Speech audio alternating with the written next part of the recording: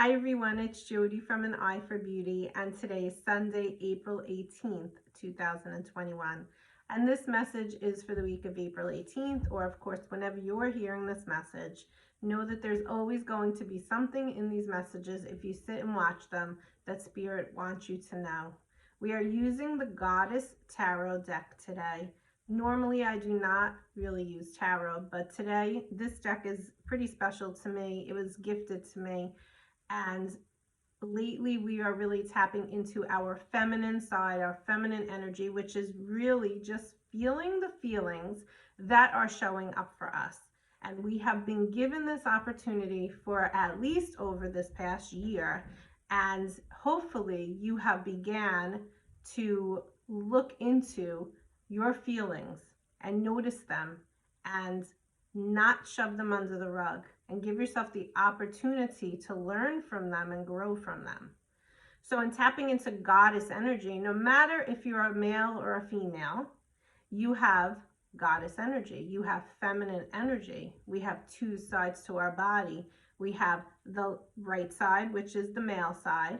This is the taking action side. This is the giving side. We have the left side, which is the feminine side, which is the receiving side. So we have two sides. And today we're tapping really into our feelings, our emotions. And of course, this is helping us with our spiritual growth. So I have pulled 3 cards. Card number 1, card number 2, and card number 3. Decide if you want to go with 1, 2, or 3, or just listen to the whole message, because really it is going to come together as a whole. So card number 1, the card says oppression.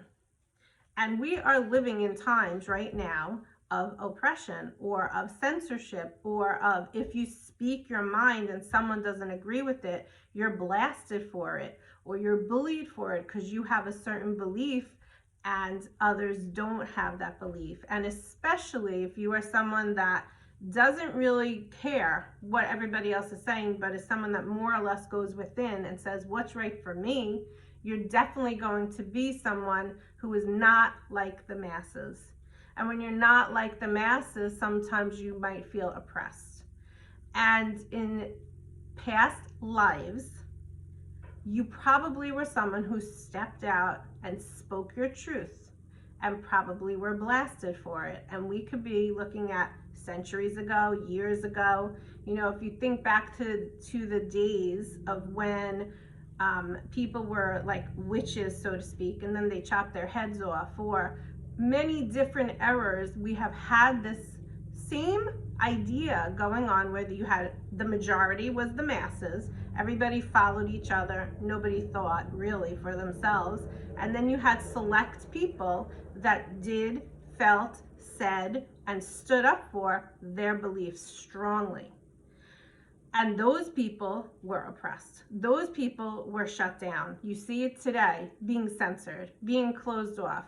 I just recently watched, a few weeks ago, a round table with 2 epidemiologists with the governor of Florida. It was a 2-hour round table. And many people will say to me, are you looking at the science? And I do. I look at the science, I look at the metaphysical, I look at it all.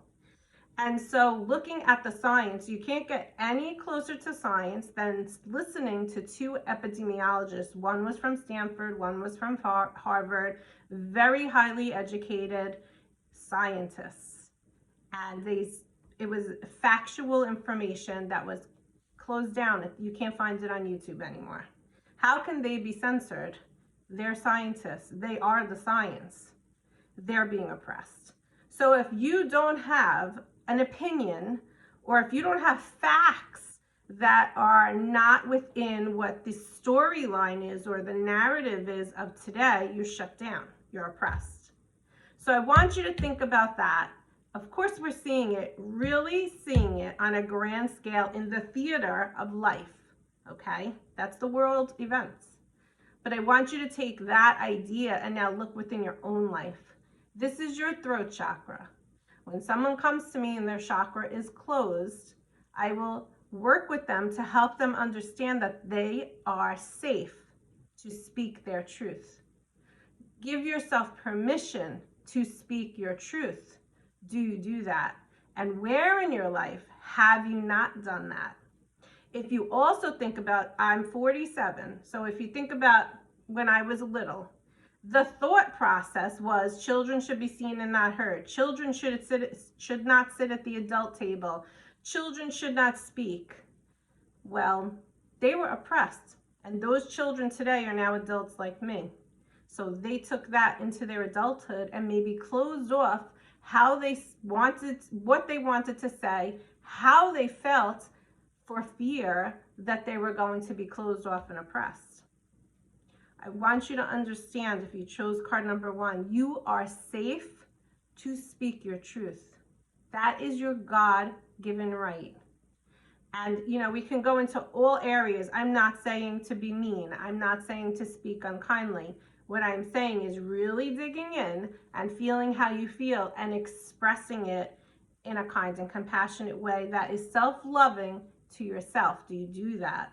Because if you don't, and you chose this card, it's time to start investigating that specific area in your life. So that's card number 1.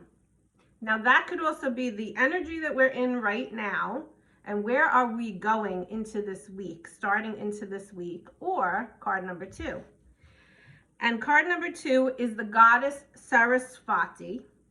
And I don't know a lot about her, but you can look her up. But she is the goddess of stepping into wisdom. And when you step into wisdom, now you start to expand your third eye chakra. And what you do is you hold your own space and you step into your own light and you step into your own power and you say, enough with this oppression. I am going to feel how I feel. I'm going to express how I feel. Doesn't mean everybody is going to agree with me. I'm okay with that, and hopefully they are. And if they're not, it doesn't matter, because it's important when you express yourself. And the more that you kind of be a hermit and kind of get internal and learn more about yourself, the more confident you will feel to express yourself. And in that middle of being the hermit and going within, you create and gain so much clarity and wisdom more about yourself. When you sit back and you look at the grand arena of everything that's going on, what happens is your wisdom develops. And when your wisdom develops and your clarity develops, you feel more confident to speak your truth. And it doesn't matter if anybody shuts you down or censors you. You know that it's okay to speak your truth. And I hope if you're a parent today, in my generation, that you are raising your children in such a way to allow them the opportunity to speak their truth. Remember that as a parent, we are not creating carbon copies of ourselves, but instead what we're doing is we're helping and guiding our children for the best of their individual highest good, so that they could become their own individual self, so that they don't feel that they are oppressed, so that they feel confident to speak their truth in a kind and compassionate way. Every day is a process towards that, but hopefully we are teaching our children that with respect. That's very important also, but we're not going to get into that now. I just wanted to share that piece of it. If you're a parent, take the wisdom that you have learned to help your children to also know that it is okay for them to have a difference of opinion and speak their truth in a kind and compassionate way. A lot of what has gone on, especially in the political arena, is there is one group that speaks their truth all day long and they're not even nice about it, and they could be very disrespectful. But then there's another group that doesn't, that sits there and is oppressed and doesn't speak their truth. And I guess you could say they have manners, but really what they're doing is they're closing themselves off. And it's time for each individual group to balance out. The ones that are speaking too much and in a nasty way need to tone it down. And the ones that aren't really need to step it up and be okay with and know that it's safe for them to speak their truth. If you look at colleges and universities, what is being taught there is you have only one way of thinking. And if you don't think that way, the professor is going to fail you. And if you don't think that way, you're not going to get by in college. So you better keep your mouth shut. Don't let your professor know how you feel. Because if you do, then they're not going to pass you. That is not okay. Why are we oppressing our children? Why are we oppressing ourselves? And why are we allowing the energy of oppression to continue into this world in 2021? It is time to take a stand. Use the wisdom that you have with kindness and compassion, with empathy, with the love energy, but still speak your truth. That's those two cards together and card number 2. And I have something in my eye, so I apologize. Okay. And then we have card number 3. And card number 3 is the 5 of staves. And the 5 of staves comes up, and this is not traditional tarot if you're a traditional tarot reader. But what the staves represents is the swords. So it's the 5 of swords. And what this is saying, first of all, if we look at the number 5, change is coming. That's what 5 represents. Change is not always bad. Change is also good. So we're looking at change, and we're looking at these different swords or staves. Everybody's fighting each other. So we're still at this point where we're fighting each other. Where in your life are you fighting what you might feel is a losing battle? If that's happening for you, know that change is coming, but step back. Look at the grand picture of what is going on.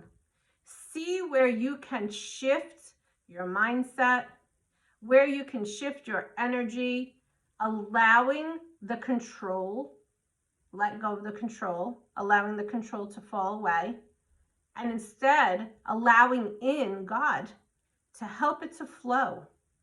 Where in your life can you do that? Where in your life can you do that in the grand world events right now? We are not all going to be passionate about the same things. So if you're passionate about one arena, don't oppress yourself. Use your wisdom to guide you accordingly. Do speak your truth. You're safe. But know that not everybody is going to be in agreement with you. And if you're in an arena where you're speaking and not everyone does agree with you, are you going to be okay with that? Because the energy of speaking how you feel is different than the energy of forcing, bullying, controlling the thought process of another person. So can you speak your truth using the wisdom that you have in a way that hopefully will encourage others, empower others, but not sway others so that they forgot what their inner voice was telling them? There's a fine line. So what I want to ask you, if you chose card number 3, is, are you speaking to people in such a way that you're sharing what you want to share, but stepping back, detaching, and saying, if it's received, great, and if it's not, that's okay too. That's important for card number 3. So this card reading is for this week.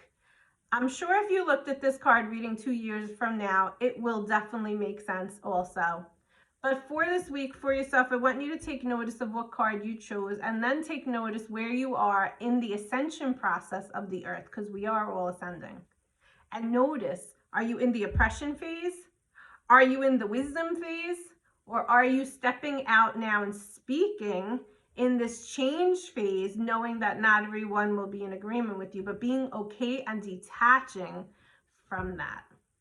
We are all on this journey as humans, spirits having a human experience, and we're all at different levels. So hopefully you can be okay with that in this process that you're in specifically for yourself. So I wish you a great day, and I will speak to you soon. Bye-bye.